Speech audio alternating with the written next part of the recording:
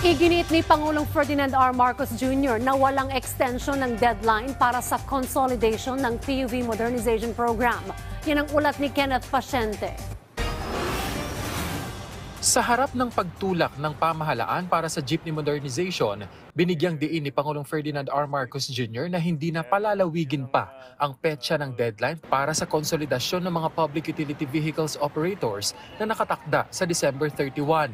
Ito ang binigyang diin ng punong ehekutibo matapos ang kanyang pakikipagpulong sa mga transport official ngayong araw. Ayon sa punong ehekutibo, 70% na ng mga operator ang nakapag-consolidate sa ilalim ng Public Utility Vehicle Modernization Program ng pamahalaan. Kaya giit niya, hindi dapat hayaan ang minorya ng mga operator na maging dahilan na maatrasado ang naturang programa na anyay makaaapekto sa karamihan ng mga operator, mga bangko, financial institutions at ng publiko. Binigyang diin ni Pangulong Marcos Jr. na susundin ang timeline ng modernization program kung saan oras na maipatupad ay makikinabang ang lahat. Dahilan anya para hindi na ito dapat palawigin pa.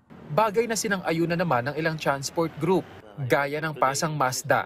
Ayon sa grupo, 9 na beses nang pinalawig ang consolidation para sa mga operator, kaya mabuti na lamang din daw at natuldukan na ito. Ang mga operator na magsasama-sama para mag-form na isang cooperative or corporation. At nang noon, ito isang magiging entity at pati ang mga nakapaloob dyan, yung proper dispatching of unit. Kung may mga benepisyo manggagaling sa gobyerno gaya ng free rides, madali nang kausapin yan kasi nga cooperative na sa or corporation. May mga fuel subsidy, ang kakausapin na lang yung pamunuan. Giit pa ng grupo na panahon na raw kasi para i-modernize ang transportasyon sa bansa, lalo't marami sa mga karatig bansa ng Pilipinas ang matagal nang sinimulan ang transportation modernization.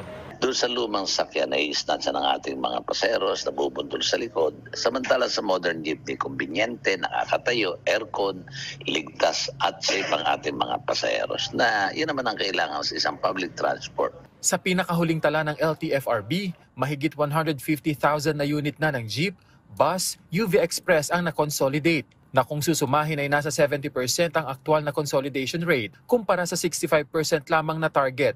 Nasa halos 300,000 mga transport operators naman ang nakibahagi sa programa at bumuo ng mga entity, habang mahigit kumulang 2,000 ang nabuong mga kooperatiba sa buong bansa. Kenneth Paciente, para sa Bayan.